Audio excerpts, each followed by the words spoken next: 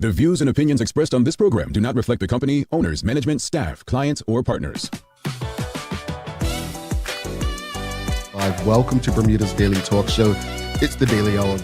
ChatGPT did become the world's most downloaded non-gaming app. Literally the job of everyone in government to address the media and the public. What are your thoughts, audience? What are your thoughts on Zandy Silva as the deputy PLP leader? A community that can't feed itself is a community that doing. What you may not know, though, is that Bermuda, we have a connection with Epstein, too. Things that people are doing right, the youth are doing right, that is not being advertised enough. When you see access to U.S. dollars disappear, that's when you have a problem. If you've got a town in the UK with a similar sized population, this place absolutely outshines it.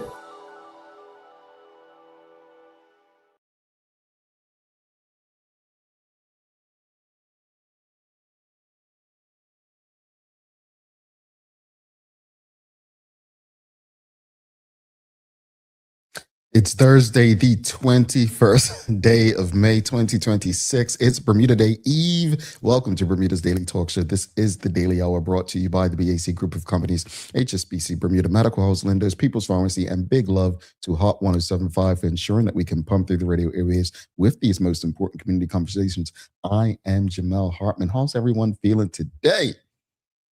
It's Bermuda Day Eve, folks. Yeah, it's Bermuda Day Eve. It is, Friday Junior, but Bermuda Day Eve. Hopefully everyone out there is feeling good and ready to celebrate, and I'll touch on that a bit later and just enjoy Bermuda Day.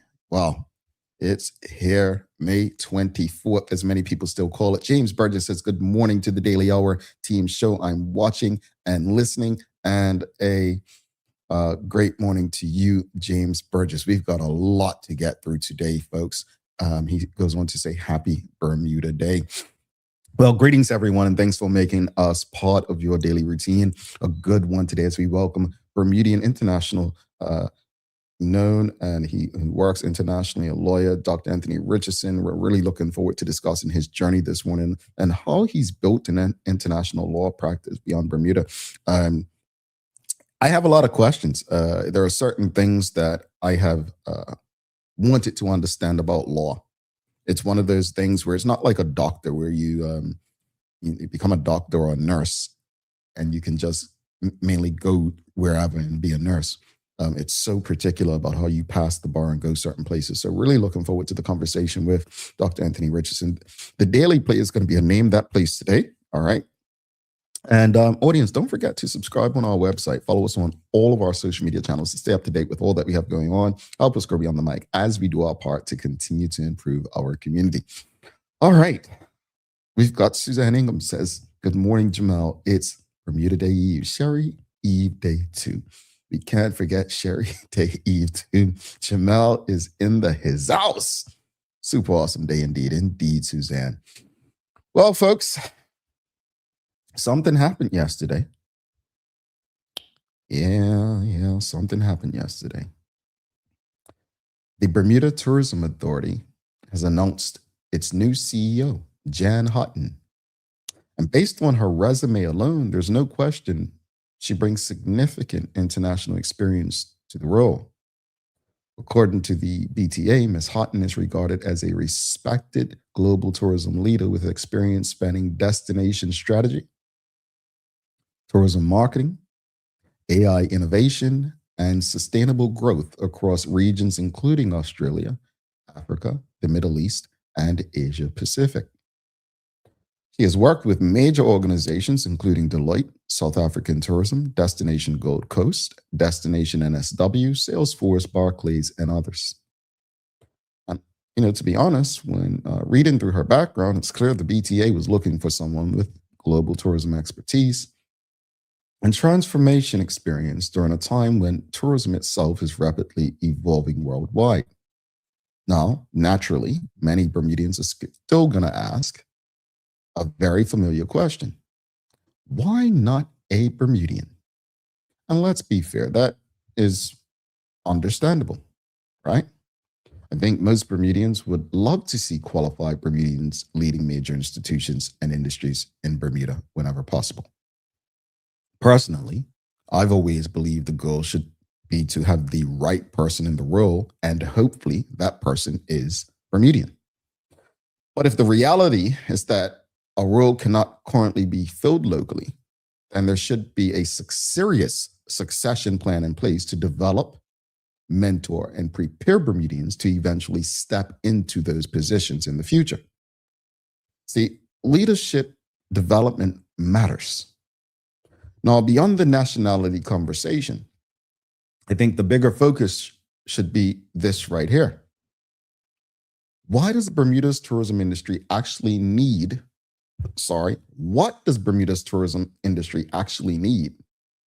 over the next 5 years? Let's be honest here. Bermuda's tourism challenges are bigger than any one CEO. The competition globally is intense. Tourism trends are changing, consumer behavior is changing. AI and digital marketing are reshaping how destinations compete for attention. And Bermuda still faces major conversations around affordability, air access, entertainment, nightlife, service consistency, infrastructure, and how we position ourselves internationally. At the same time, there are tremendous opportunities. We've got the reopening of Fairmont Southampton on the horizon, increased conversations around experiential travel, luxury tourism growth, sports tourism, cultural tourism, digital storytelling. See, there's potential there. But tourism success in Bermuda cannot rest solely on one person. It requires collaboration, government, hotels, restaurants, taxi operators, small businesses, hospitality workers, BTA. But it also it requires us, the public too. Visitors don't just experience Bermuda's beaches. They experience Bermuda's people. So in the interest of positivity and progress this morning, perhaps the better question is not simply whether people approve of this appointment. Maybe the question this morning, what advice would you give to Jan Hutton as she steps into Bermuda's top tourism role during such an important time for the industry? What advice would you give Jan Hutton as she steps into Bermuda's top tourism role during such an important time for the industry? Think about that. We'll take a break and I'll give you the poll when we come back as well. Stick with us. People's ACW, located at King Edward VII Memorial Hospital, carries over-the-counter medicines, toys, cards, and even toiletries. Our knowledgeable staff are there whether you're at emergency, visiting family, or a member of BHB staff, to show you our best even when you're feeling your worst. People's ACW, we're here for you.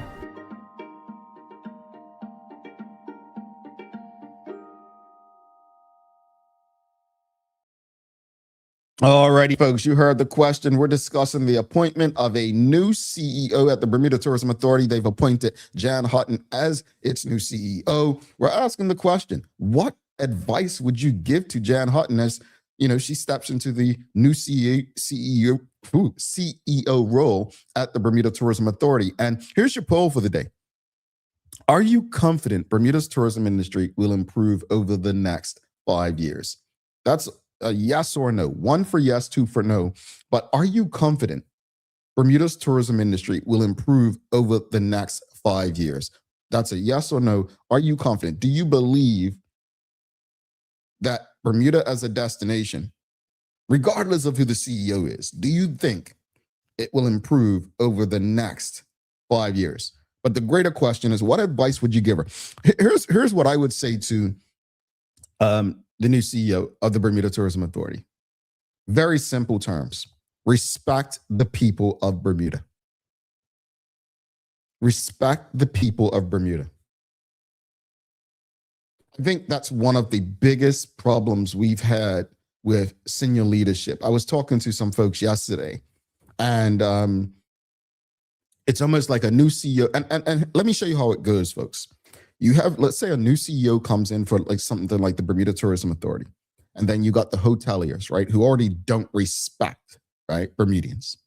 They claim Bermudians are lazy, don't want to do this, don't want to do that. And so now that new CEO is, being influenced as to how to think of Bermudians.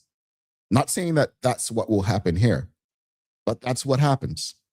And so they start to repeat things like, well, Bermuda doesn't have the depth and talent. And, you try to keep Bermudians in boxes. You don't want to do succession planning with them.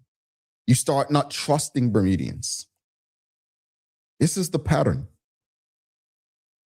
Yeah? So my advice, if I could give my first piece of advice to Jan Hutton as she steps into the CEO role at Bermuda Tourism Authority, is respect Bermudians, connect with Bermudians. More than anything,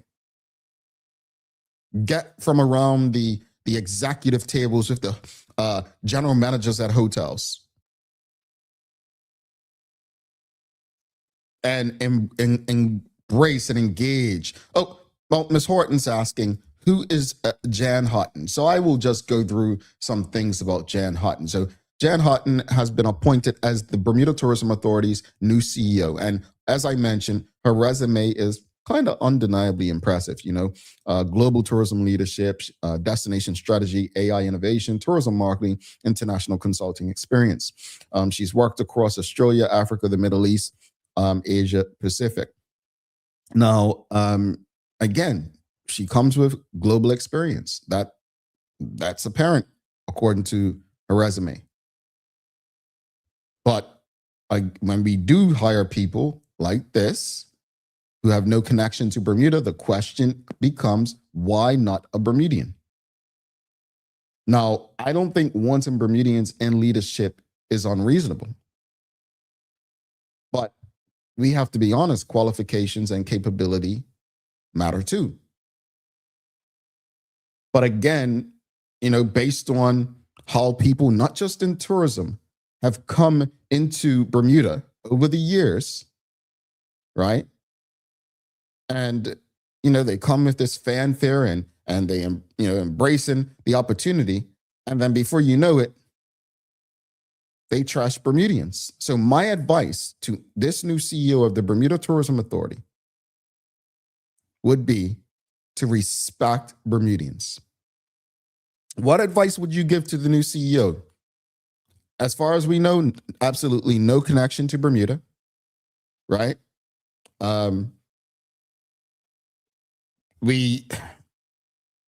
Has global experience, right? She's been around the world. She's worked in different industries and spaces. Another piece of advice, respect Bermudians, is learn the culture. Get to know as much about Bermuda on your own. Hire Larry Rogers or a taxi driver, somebody, right? And ask them to take you around. And not just once. Treat it like you're studying for a final exam that determines whether you get your doctorate degree or not.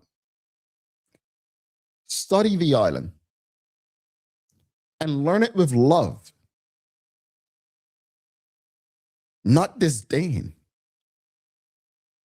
I feel like certain leadership in the BTA, when it was first formed, had such disdain for the island. I remember a former CEO telling me, oh,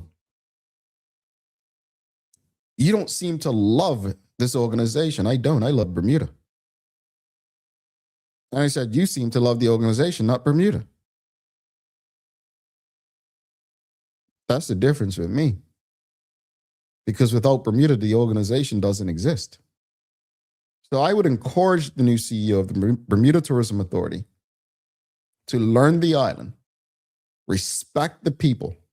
Folks, this is your daily discussion brought to you by Titan Express and Secure. Again, we have a new CEO of the Bermuda Tourism Authority. She's named Jan Hutton. She's coming from Australia.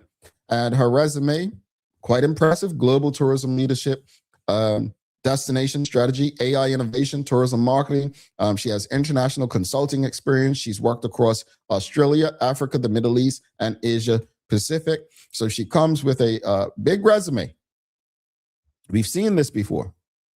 We've seen this before. You know, I tell people all the time, resumes are written documents. They're supposed to be persuasive to make people believe you can do something. Making people believe you can do something and actually executing are not one and the same. So what are your thoughts, audience? What advice would you give to Jan Hutton as she steps into Bermuda's top tourism role during such an important time for the industry? And also the poll question, are you confident Bermuda's tourism industry will improve over the next 5 years? 1 for yes, 2 for no. We've got Mark Arthur says, my hope is that with the announcement of the new CEO, she will not have to deal with political interference. Well, the organization is political, unfortunately. But I think what we mean is hopefully she would not have to deal with, how can I put it? I'm going to use Charles H. Jefferson II.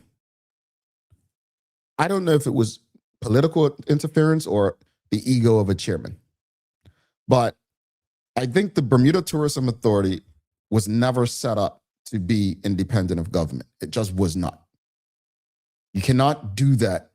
And I repeat on this show over and over again, when the first chairman appointed by the late Sean Crockle was a failed politician in David Dodwell, who was voted out by the people in Southampton, right? So you literally put a politician as the first chairman. Mistake number 1. So now you left it open. Now, even though Wayne Keynes was elected at the time and Dodwell wasn't, still political. And then you put Wayne Keynes, whose ego is bigger than the Atlantic Ocean, right, in that position. And it was never, ever going to be good because, you know, fair enough to David Dodwell, you know, the CEO ran the organization. But a chairman with an ego is never going to allow the right person, 1, in the position, and 2, to thrive. And that's where the BTA has been pretty much downhill since. So my advice, according to Mark Arthur's comments about political interference, is to the board, let the people work. And if they don't deliver what you put on the table for them to do, you make decisions at that point. But you should not be speaking for the organization. You should not, that's what the CEO's job. You should not be dictating for the organization and telling them what to do and what not to do. This is going to be interesting. But again, you don't have any advice for this news? You all don't care, huh? You're checked out.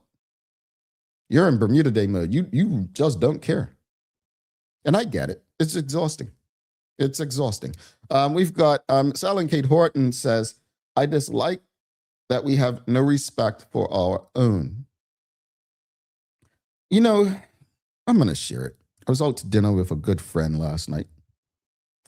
And we were talking about the whole big fish in small pond mentality.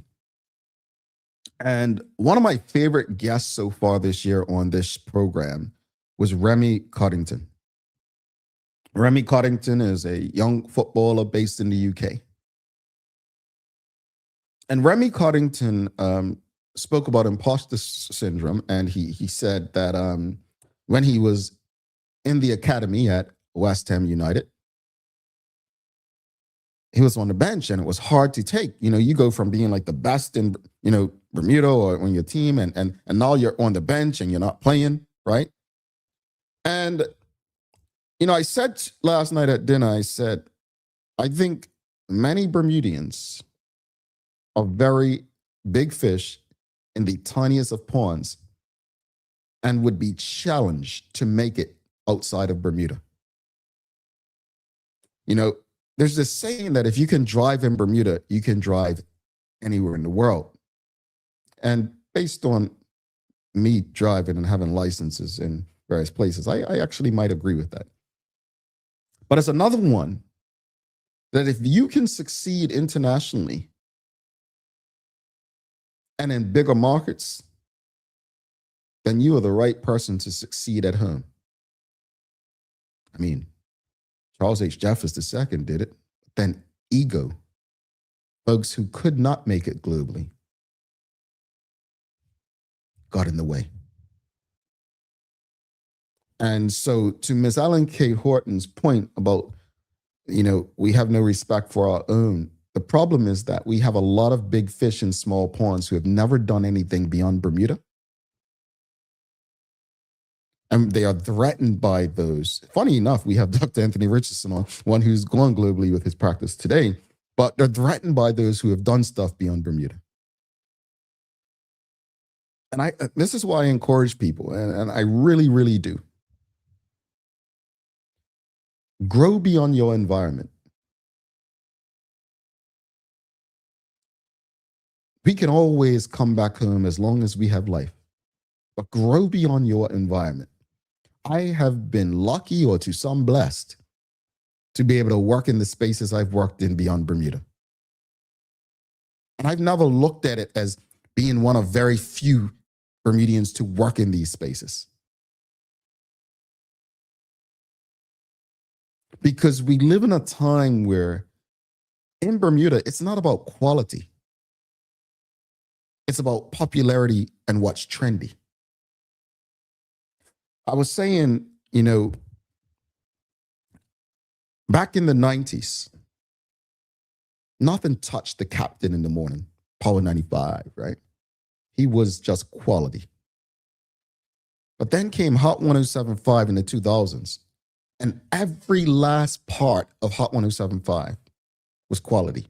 From Teo and Nefertari to Nikita, through today, it was quality.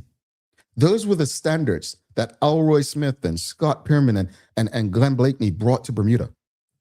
You will never see that kind of quality again in Bermuda until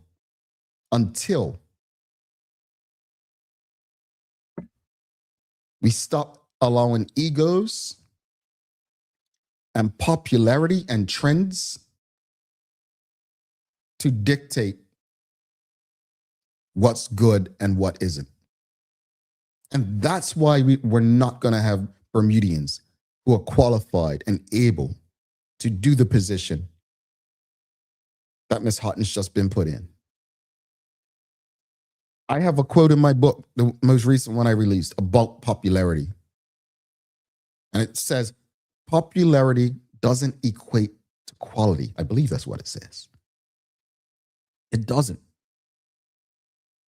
But in this small pond, that's what it is. And so even if Bermudians get the opportunity to be in position of CEO, the egos will not allow. It's like supporting small and black businesses. We don't do it because we don't want to see others doing better than us. It's sad.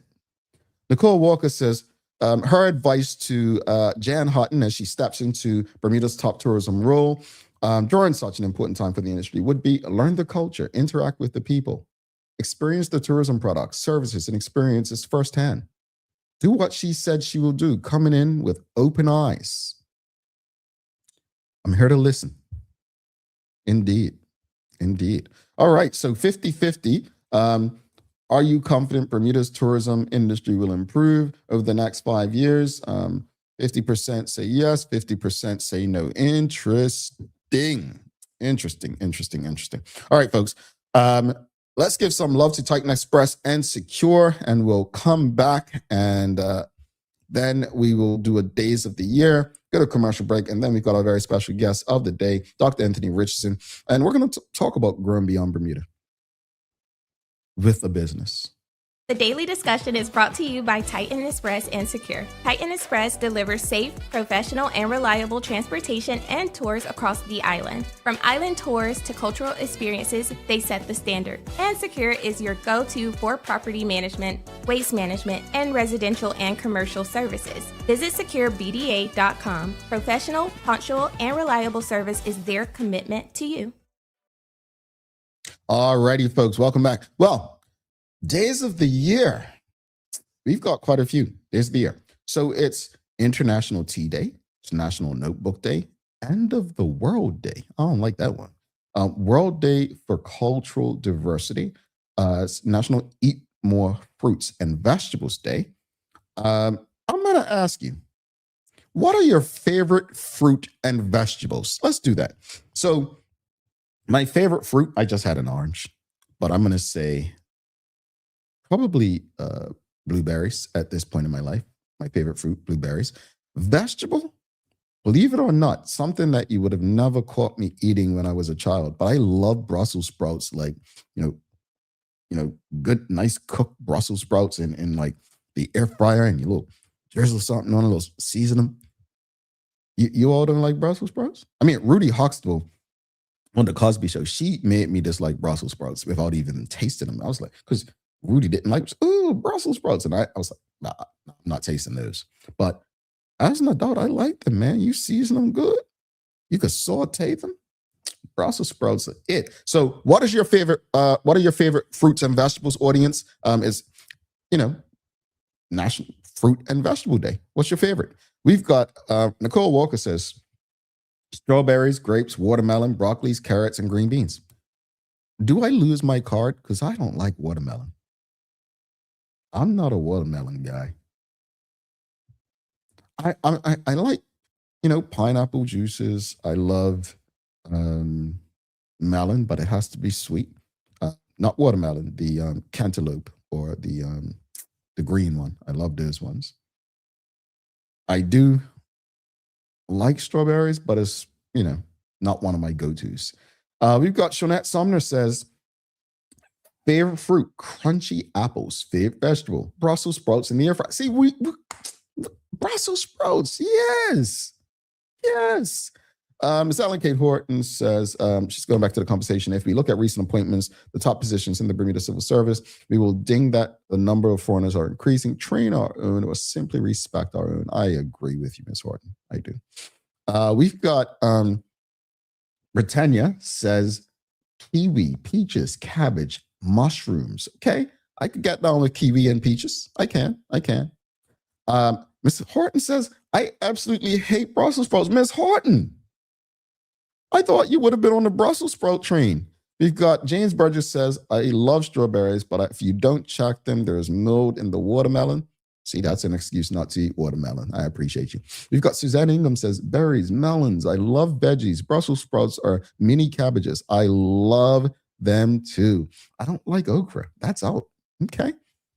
Judith Belt says, favorite fruits, apple and watermelon. Fave veggies, broccoli. Okay, I can dig broccoli. I just can't do watermelon. I don't know why, folks. I've never tasted a good watermelon. Karen Edwards Simmons says, red delicious apples, mango, and any green vegetable, broccoli. Okay, all right, folks. Let's take our first commercial break. You want to tune into this conversation because, again, we want to discuss. Many of us are very good at what we do, but to take something and make it international, that's no easy feat. I'm looking forward, and I love speaking with people who are fans and supporters and engaged on this show. So after this break, we're talking to Dr. Anthony Richardson. We're going to learn how he built an international law practice beyond Bermuda. Stick with us. Take a look at our workforce for construction workers and tradesmen. Durable, stretchable in all the right places, and plenty of options for tools and accessories. Pair with our wide range of tough and comfortable footwear. You can't go wrong. As you can see, Medical House really is a one-stop shop for everybody. We can't wait to see you. See it all at our new expanded location on Bakery Lane. Discover Drop It, your go-to grocery delivery. Browse and select from a wide range of groceries, from fresh produce to daily essentials. Our friendly drivers deliver fresh groceries to your door fast, saving you time and hassle. With Drop It, you get fresh groceries delivered fast so you can focus on what really matters. Drop It, freshness at your doorstep, delivered to your door with Lindo's. Why go anyplace else?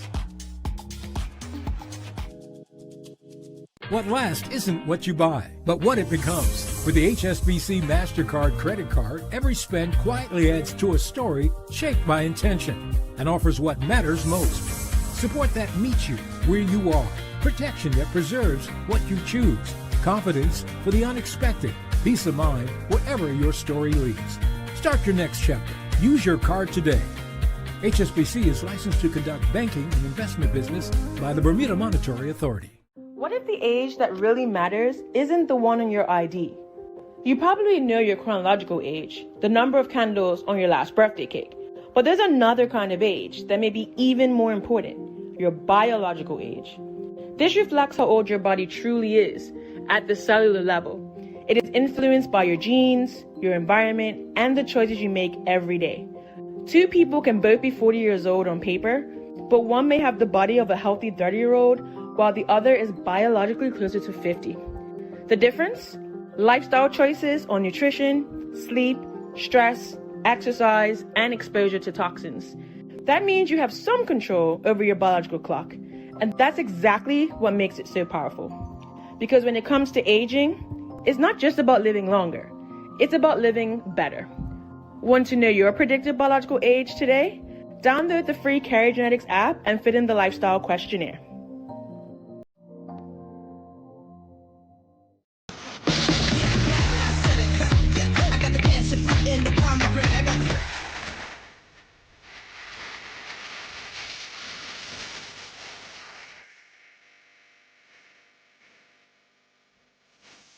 You want to come get some?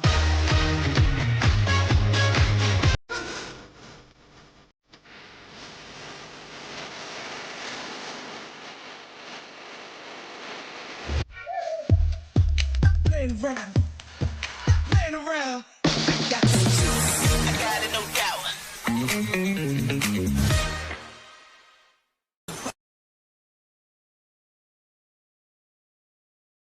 Alrighty, welcome back to the Big Show. Jamal Hartman here, folks. This is the Daily Hour brought to you by the BAC Group of Companies, HSBC Bermuda Medical House, Lindo's, People's Pharmacy, and big love to Hot 1075 for ensuring that we can pump through the radio airwaves with these most important community conversations. Folks, do not forget to subscribe on our website. Follow us on all of our social media channels to stay up to date with all that we have going on. Help us grow beyond the mic as we do our part to continue to improve our community. All right, folks. Well, before we bring our special guest in, we've got Renee Charlene Simmons said, favorite fruit and vegetables are mango, strawberries, kiwi, broccoli, corn, cabbage, carrots, and mushrooms. All right. And then we've got Nicole Walker says, I used to ask my granny to sit on the porch so I could throw Brussels sprouts in the trees. Recently had them at Waterlot, and they were pretty good. My goodness, you all are really Brussels sprout haters. Well, I know Dr. Anthony Richardson's got to be a Brussels sprouts guy. So we're going to give a warm TDH welcome to our very special guest for the day. Let's give a warm welcome to Dr. Anthony Richardson. Greetings, sir. How are you? Good morning, good morning, good morning, Bermuda. I've got to ask you, before we jump into anything, what are your favorite fruits and vegetables? Favorite fruits and vegetables would be peaches, plums, melons. Okay. Veg would be carrots, broccoli, string beans, and I'm not a fan of Brussels sprouts. Really? No, I've always hated Brussels sprouts ever since I was a kid. I've never gotten over it. Wow. I mean, even during the pandemic, I tried to eat Brussels sprouts. They just wouldn't go down. I did not realize so many people. I mean, as a child, I did not like them. And then I would say once I got in my 30s, I was like, oh, these are not bad. And it was because they were sauteed mostly when I was eating them. But okay. Dr. Anthony Richardson, like Miss Ellen Kate Horton and many of you, they're not down with the Brussels sprouts. But I got to ask you, before we jump into today's question as well, did you have any advice for Bermuda's tourism's new CEO? Is there anything you would say to this new CEO? learn the culture. Take time to go out and spend time with Bermudians. I mean, even if, going to a Bermudian's home, having dinner, for example, with a Bermudian family, engage Bermudians, do everything that you possibly can to understand the culture, right? As opposed to trying to impose a tourism product that is very much so-called foreign to us. Try to envelop everything that is Bermudian into the product. Indeed. And honestly, audience, I really do hope if there's anyone from the Bermuda Tourism Authority tuned in today, give her these words. Let her engage. No one here has said anything hateful or disrespectful. People just want to see Bermuda do well. So thank you for that, Dr. Anthony Richardson. But as we jump in, just give people a bit about your background, who you are, and what it is that you do. And also slip in there that you're hopefully a St. George's fan in Cop Match. Okay, firstly, yes, I am a St. George's fan. So that's definitely the case. Right, okay, so I was educated in Bermuda, attending the Central School, going on to the Whitney Institute, did the adult program at the Berkeley, and also I did some time down at Roger B. Chaffee back in my previous life of wanting to pursue an aviation qualification, military aviation qualification. So I went down to get into all the things to do with physics, etc. Been abroad. I attended university in the United States, law school in the UK in Wales, called to the bar in England, and also trained by 3 Queen's Counsel, which is not normal, but I had the fortune of actually being trained by 3 Queen's Counsel in company law, commercial law, and then went on to do my master's at the University of London in legislative drafting. And then I went on to pursue my double designation, master's in philosophy and doctorate degree in law and philosophy, also at the University of London, and dealing specifically again with the issue of transplantation of laws from one jurisdiction to another. So for example, Bermuda has taken or borrowed from the United Kingdom Section 315, the stop and search legislation. And transplant theorists, legal theorists such as myself, are of the strong belief that when you take laws from one jurisdiction and put it into another jurisdiction, you're actually bringing those problems from that jurisdiction into the new jurisdiction. So one of the things I had done in relation to Bermuda's laws was to sort of test different parts of Bermuda's laws in relation to those theories, especially in relation to gangs, for example. Right? And that's how I managed to actually go to the United Nations for an internship. Yeah. I want to go back a bit because your journey is quite incredible, and thank you for sharing that. I love for people to tell their own journeys rather than me tell the others, because it gives people a better connection with them. But your journey is taking you from little old Bermuda, right? You're talking about that, small pond, to building an international practice across multiple jurisdictions. But what first inspired you, or your passion for law and justice? What drove you to go this route? Sure. What made me want to become a lawyer in the first place was, I would say, 2 events when I was a child. The first one being when my mother saw this young man being brutally beaten by the police behind City Hall. My mom ran to intervene to stop the police officer beating this individual. This individual just happened to look like my brother, who had like a big afro, light skin, freckles. And my mom at first thought it was my brother. Turned out not to be my brother. And a lot of people said to my mom that, you shouldn't get involved. It's the police, you shouldn't say anything about it. Just, walk away and pretend that you didn't see anything. My mom said, no, she's going to give evidence against this particular police officer. I think it had to do with this gentleman having, teased the police officer about looking like a gentleman called Ironside. Used to be a show back in the 1970s called Ironside. So anyway, so that appeared to be the police officer's motive for beating this young individual.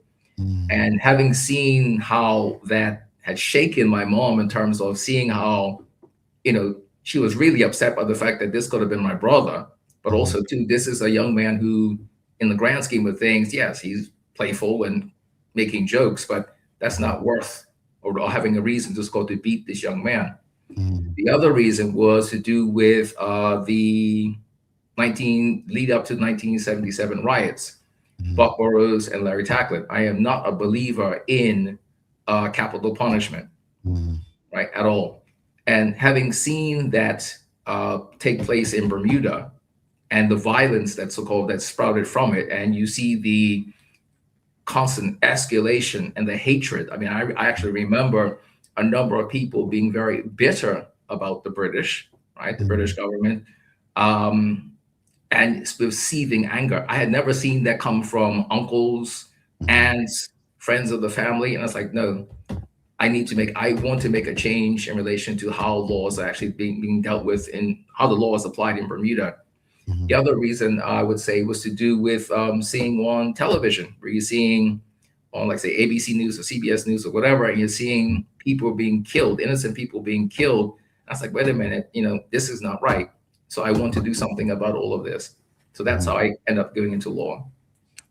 Wow. I'm sitting here, and people choose different paths for different reasons. I often say, I wanted to get into media because of Malcolm X, saying it's about controlling narratives, right?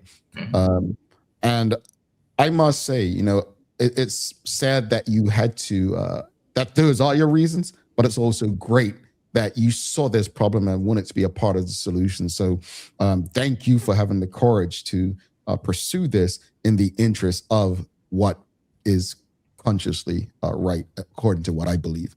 Now, you did mention the United Nations. Your work has involved matters connected to the United Nations and the International Criminal Court, including war crimes and crimes against humanity. What has it been like operating in such high stakes areas of international law? You get to see how can I put this? Maybe I could use an example. At the end of the Second World War, and you had the Nuremberg trials, and the intention of the Nuremberg trials was to ensure that never again would you have acts of crimes against humanity, etc. But here we are in the 21st century, and you don't have to sort of really think about it too much. You can see what we see on our television every single day, right? And for me, I just wanted to make sure that I have the ability to give something back, right? But it is a high pressure level. I mean, right now I'm actually monitoring the Rodrigo trial, the former president of the Philippines, right? So one of the things I've actually been doing for the last, say 5 years or more or less since I've been here in London, is to work behind the scenes, get used to what's actually going on, the process, becoming familiarized with that, so that come the time, and that time is now 2026, where now I'm no longer so-called taxiing towards the runway. I'm now on the runway, actually going now to step up the practice. So I would say later, I should say next month, I'll be adding my name to the list of defense counsel at the ICC. So I will take on fully ICC defense matters, but ultimately with the goal of going on and prosecuting at the ICC. Oh, this is wonderful. I'm not fanboying, and I'm just very proud and excited for you. Okay. I think it goes back to the conversation I was having earlier about Bermudians growing beyond their environment. I'm a believer in this. I'm a believer in it. I believe no matter where we come from, there's a world out there that we can make a difference in. And I think your journey so far, and we're not even halfway through the conversation, but again, I think I echo what Ms. Horton said here. Impressive journey, awesome, but it's not just the journey's far from over, and that's what I think I really, really appreciate about what you shared. Building a practice across Bermuda, the Caribbean, and the UK requires vision and determination. Speak about some of the biggest challenges and obstacles you faced along the way, and how did you overcome them?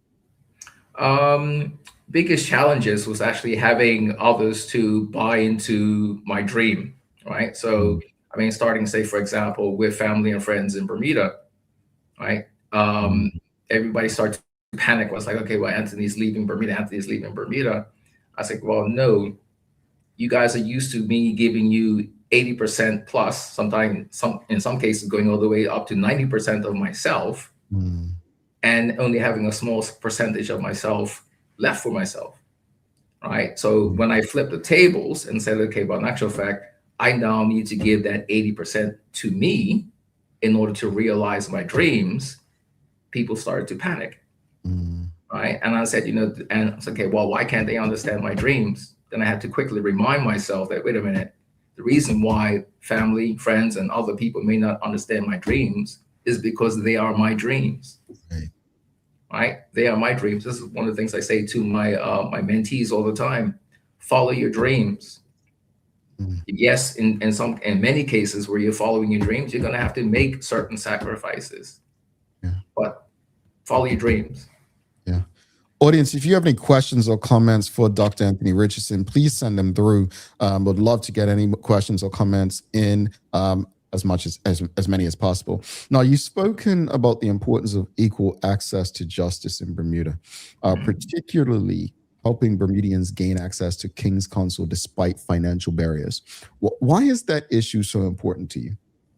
It's important to me because, first and foremost, Bermuda is supposed to be a free and democratic society, right? We also have a written constitution where it guarantees your right to legal access to legal assistance, right? I understand that the Bermuda government has problems with funding legal aid, but the reality of putting the so-called limitations on accessing legal aid results in an unfair legal system or criminal justice system in particular, because it then it creates a system whereby only the rich can afford access to Queen's Counsel, right? And in a free and democratic society, that you should not be limited to your legal right to gain access to counsel purely on the basis of financial abilities.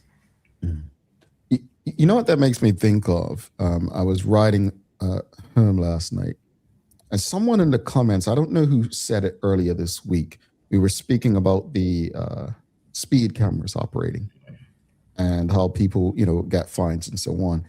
And on the way home on Harbor Road last night, I thought to myself that fines are actually basically a telltale sign that if you can afford to pay them, you can break the law. Yes. And that's, no one looks at the system like that, but breaking the law is about what you can afford. And so when you said that just now, it's like those who have access to unlimited funds or a certain amount of money, they're able to hire someone who can do a great job and get them off, versus others, you're just going to get the bare minimum. How have we accepted that this is okay? We've accepted it as being okay because we've so more or less sleepwalked into that mindset, right? One of the frustrations I always have with Bermuda society is that I've always said this, Bermudians are very passive. They don't hold the politicians accountable for the things that they need to hold them accountable for, right? The legislation, the laws that are being made in Parliament every single Friday and every single Wednesday in the Senate and the House, those laws are being made in your name. You have the right to challenge your government, your political leaders in relation to the laws that are actually being made in your name.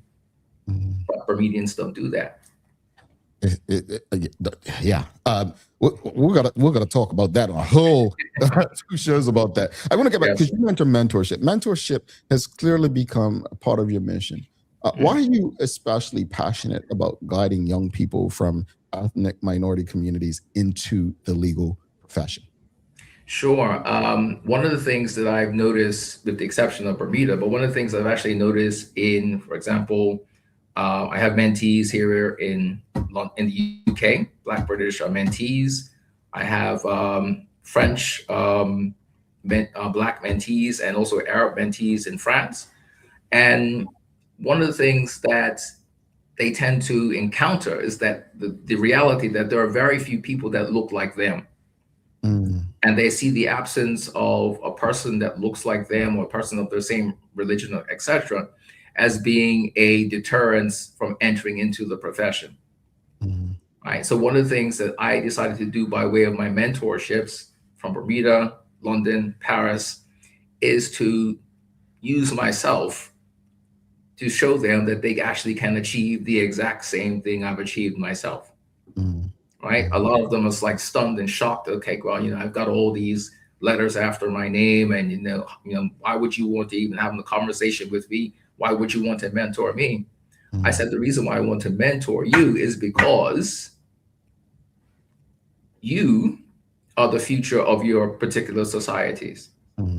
Right. This is my way of giving back to, for example, the Black French society, Black British society, Bermuda society, Black Bermuda society, and Bermuda society as a whole. Right. So that and I present myself as not being this highfalutin person with all these degrees and I'm untouchable. You got to bow and scrape to me and whatever. I don't have this big, massive ego. Right. I tend to be very humble in terms of how I engage these young people. Yes, I could be a tough taskmaster for some, right? And they need it.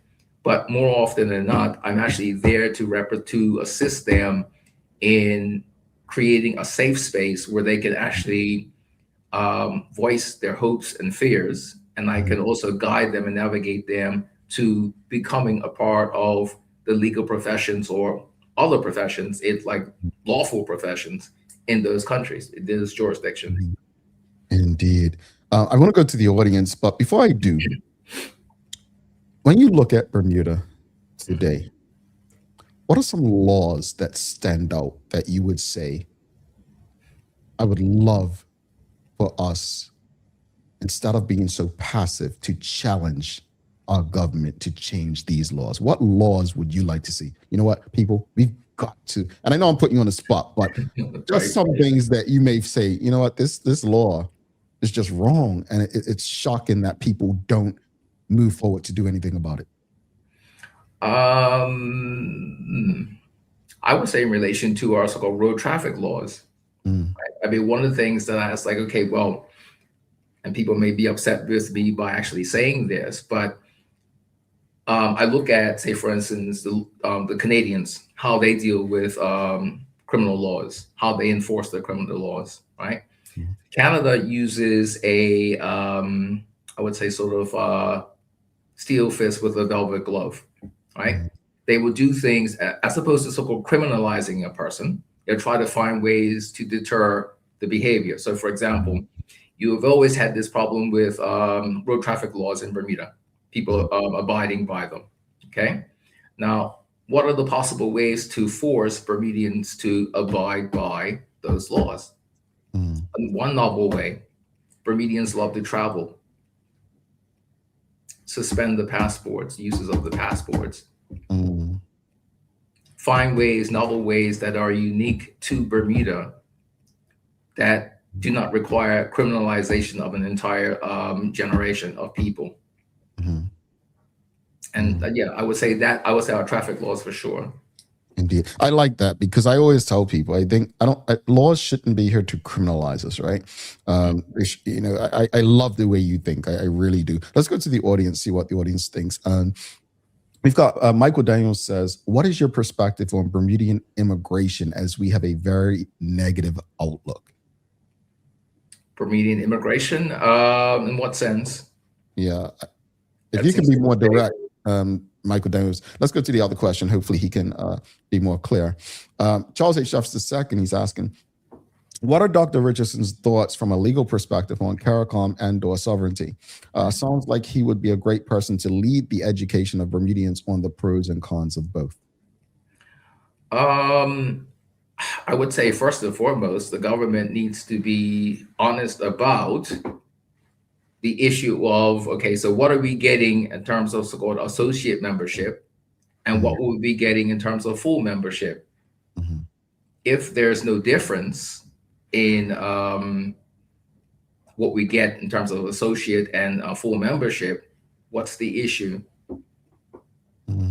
Right? We have to have that sort of like full-on conversation, setting out everything for Bermudians. Right? Yes, I think the government's trying to get to that so-called feel-good position. You know, that okay, we're attaching ourselves to our Caribbean roots. Nothing wrong with that, right? But if that's what you're trying to do, say so. Right? But identify core things that are going to be of benefit to the country as a whole. Because if you're being very cagey about it, the general public are actually going to see that. They're going to feel that, okay, something's missing. Why are they not saying, you know, something else? It seems to look a bit off. Yes, I need to be a little bit more honest with the people. All right. We've got Sean Smith asking, you mentioned the ICC. Some people argue that it lacks real power or teeth. Do you agree or disagree with that view, and why? I agree with it, right? It's one of the major criticisms of the ICC. Even the ICC recognizes that this is a major problem, right? So you're having the rules of the ICC being applied to the global South, but not the nations of the global North, right? So there seems to be this mismatch in terms of how the laws are actually being applied, who's being prosecuted, who's not being prosecuted.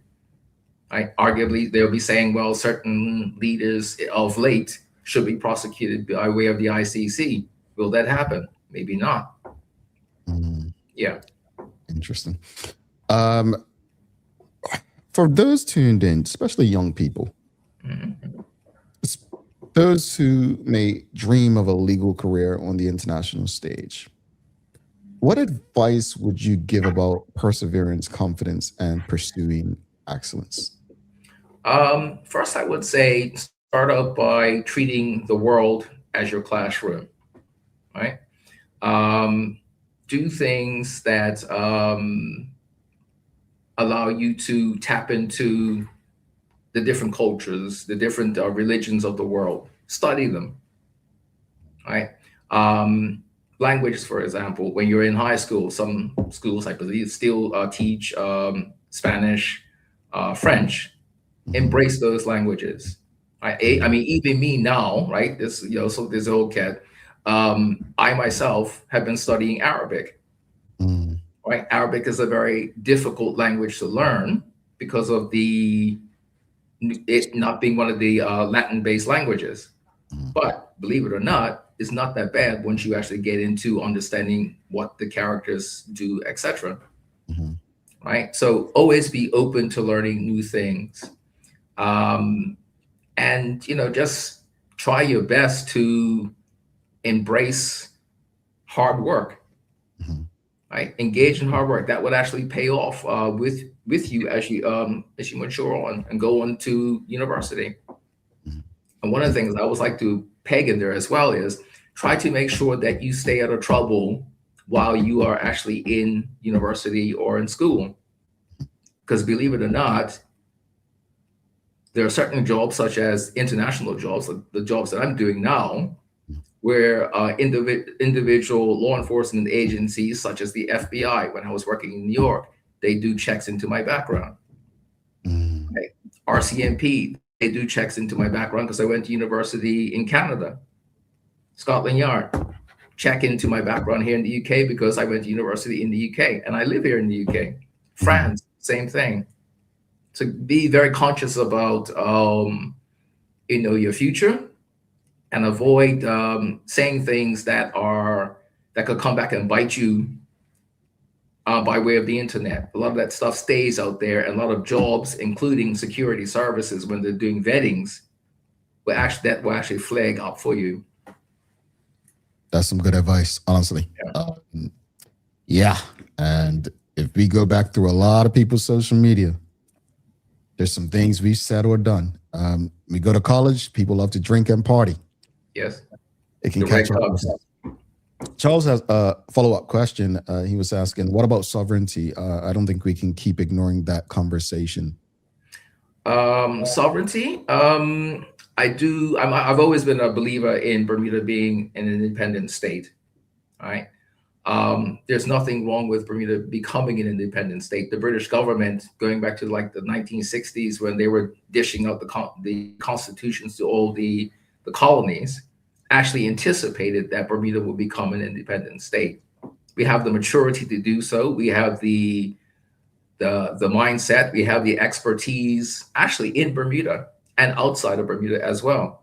There are a number of Bermudians that actually can make a country, small as Bermuda is, work as an effective independent state. But we need to have that honest conversation so that everybody has more or less gained some sort of buy-in to it. The politicians just simply are just running from the issue. Indeed. I've appreciated this discussion. Before you head out, just want to ask you, it is Bermuda Day tomorrow. Do you have any things you'd like to say to the Bermudian people as it relates to Bermuda, the heritage, the culture, not just in Bermuda, but obviously those who are tuned in around the world? I would say bask in our culture, be proud of it, right? We have every reason to be proud of ourselves and of our people.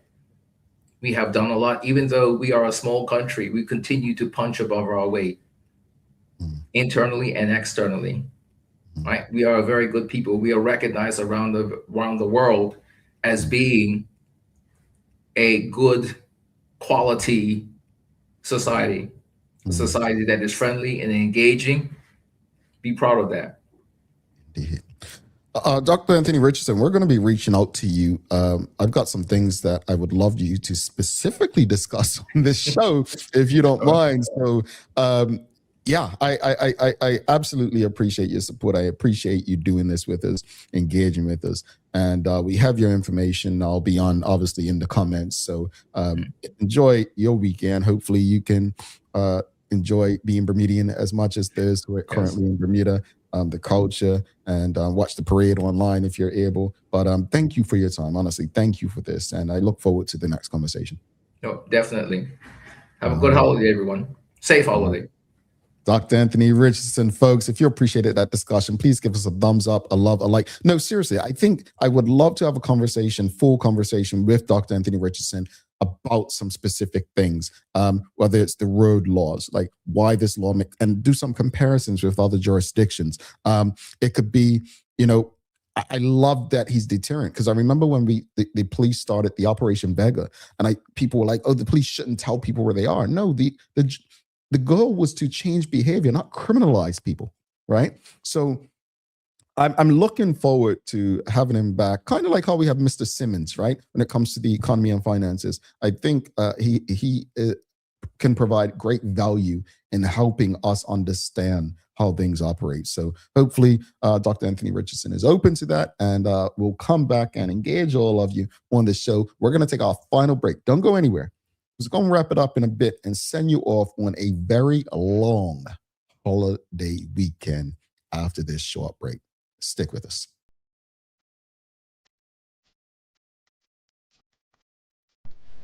For over 70 years, Bermuda Pest Control has been protecting homes and businesses island-wide. We offer a full suite of services, including rodent control, termite fumigation, and general insect control and maintenance. Our team of experts will quickly and efficiently eliminate any pest problem you may have. With Bermuda Pest Control, you can enjoy a pest-free home in no time.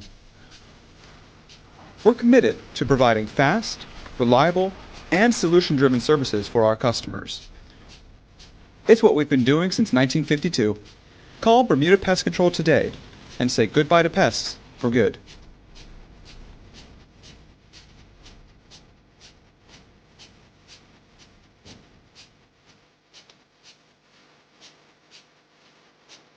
Dreaming of expanding your business? With BDC's Loan Guarantee Program, we support your ambitions. Get up to 75% guarantee on bank or credit union loans up to $300,000. Just your vision and our support. Apply today and unlock new business opportunities. BDC, Bermuda Business starts here. Bermuda, there's nothing like a home-cooked meal, especially when you can feed the whole family without stretching your wallet. With the affordable Bermuda basket, you'll find savings on everyday staples like rice, chicken, corn, and more. Everything you need to make a good meal for less. Shop the Bermuda basket at Lindo's, Marketplace, the Garden Market, and the English Market. Visit costofliving.gov.bm to see the full list of goods and start planning your meals. This is a message from the Ministry of Home Affairs.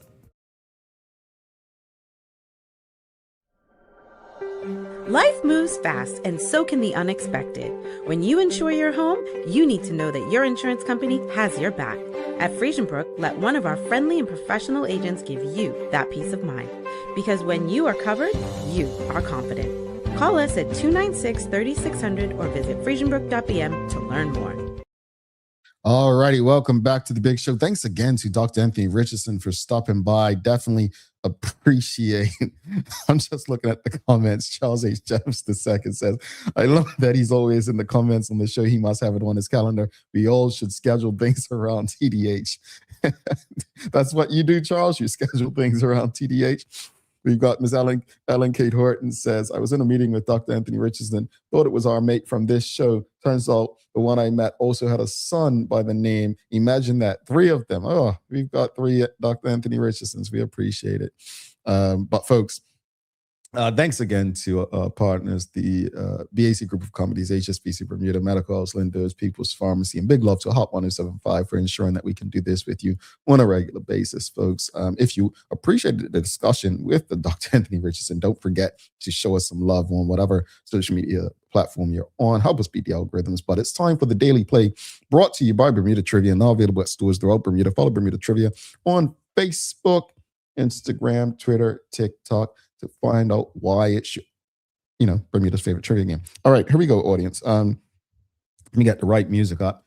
Not sure if you can hear it anyway, but it's a name that place today, right? It's name that place. And the question is very easy. What was the last U.S. state to be admitted to the Union?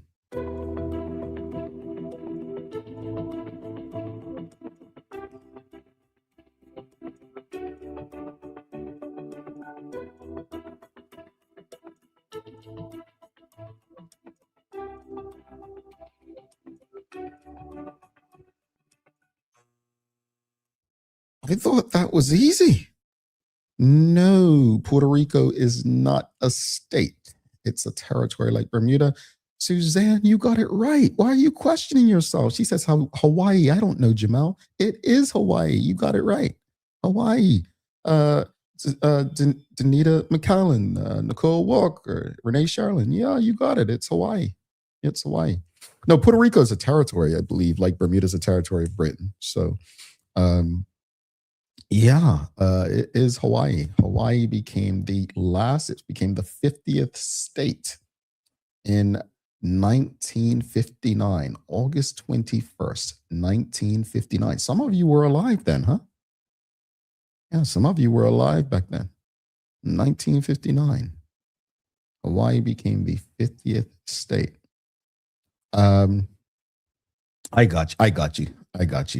Karen Edwards Simmons says, I was conflicted between saying Puerto Rico and writing Hawaii. Yeah, I got you. All right, audience, gotta wrap it up. But let me say this before we head out. I want to shout out once again to Dr. Anthony Richardson real quickly.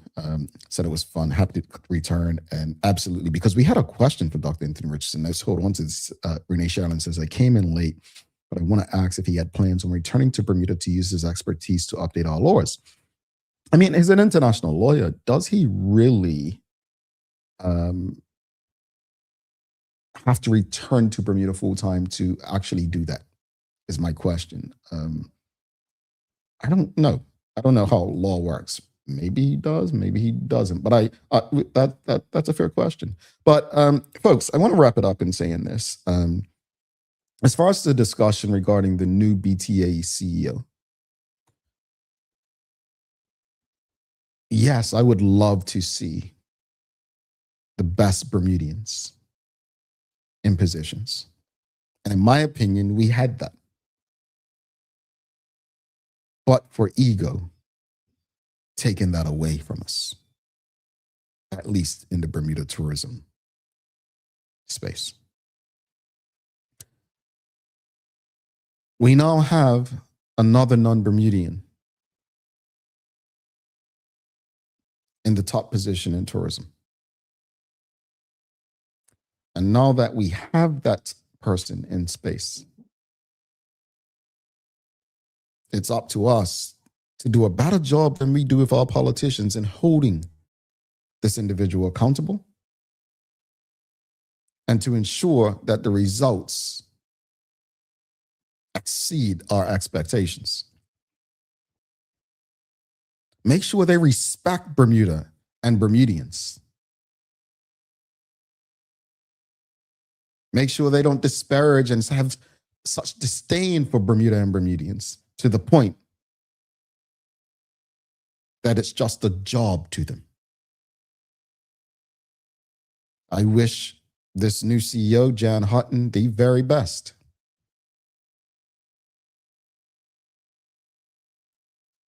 And I hope that Bermuda does well. And I hope that she embraces Bermuda and Bermudians. And I hope she's the one who can change things. But most of all, I really, truly do hope that there's a succession plan in place for Bermudian to follow her footsteps into that position. As far as the conversation with Dr. Anthony Richardson, I greatly appreciate him stopping by and sharing the valuable information that he did. I agree with Nicole Walker. It's great to hear from a fellow TDH supporter. I absolutely love having you all on the show. I really do. And I hope that when we, that's what I enjoy about this. It's not just about having the people who, a politician or who a doctor on. It's about having people who engage with this show and us sharing information to help one another and Bermuda on a whole. I think that what Dr. Anthony Richardson shared this morning is really not about why he's where he is, but about what he wants to do to help others get to where they want to be. And for that, I greatly appreciate it. I want to say this. Nicole Walker asks, what am I doing for the holiday? I think I saw, she says, what are you doing for the holiday? I'm not sure yet. I haven't been in Bermuda for Bermuda Day since 2019. This is my first time, and I was drinking back then, so I was pretty much under the influence, just walking the route. And I don't think that was a pretty picture. So sober me will be likely going to experience the runners, obviously in the morning. I love that part. I may go to the parade. I'm not sure. I may go. I'm not sure. But I want to engage and embrace the Bermudian people as much as possible. So whether that's the runners or maybe going, the weather has to be, I don't like the heat. So, and cop match is my thing, folks. So you'll probably see me out on the road. You'll probably see me out on the road. But I want to say this, tomorrow we do celebrate all that it means to be Bermudian. Our culture, our heritage, our pride. The spirit that brings us together, lining the streets, cheering on every rider and runner, waving our flags high, embracing neighbors, friends, and even strangers as one community. That is Bermuda Day. It's more than a holiday. It's a reflection of who we are. It's about honoring those who paved the way before us. Generations whose sacrifice and resilience and determination built the Bermuda that we know and enjoy today.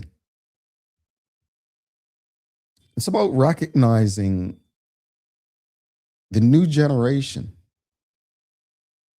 now carrying the torch forward with purpose, passion, and pride. Bermuda Day always brings out the very best in us, the unity, the joy, the togetherness, the reminder that no matter our differences on the day or the time, we're all connected by this island we call home. So as we head into the weekend, may we carry the spirit of those who came before us in everything we do. May we celebrate with gratitude, with kindness and love in our hearts. From all of us to all of you, have a safe, proud, and happy Bermuda Day weekend. And on that note, please do not forget to subscribe on our website, thedailyhour.com. Follow us on all of our social media channels to stay up to date with all that we have going on. Help us grow beyond the mic as we do our part to continue to improve our community. Thanks again to our partners, the PAC Group of Companies, HSBC Bermuda, Medical House Lindos, People's Pharmacy, and big love to Hot 107.5 for ensuring that we can pump through the radio airwaves with these most important community conversations. As always, we appreciate you, we love you, and we thank you for making us part of your daily routine. If all goes well, we'll be back to do this again with you next Tuesday. My final words about Bermuda Day was your daily inspiration. I'm Jamel Hartman. Please do make it a safe and a great day. We are out. Peace.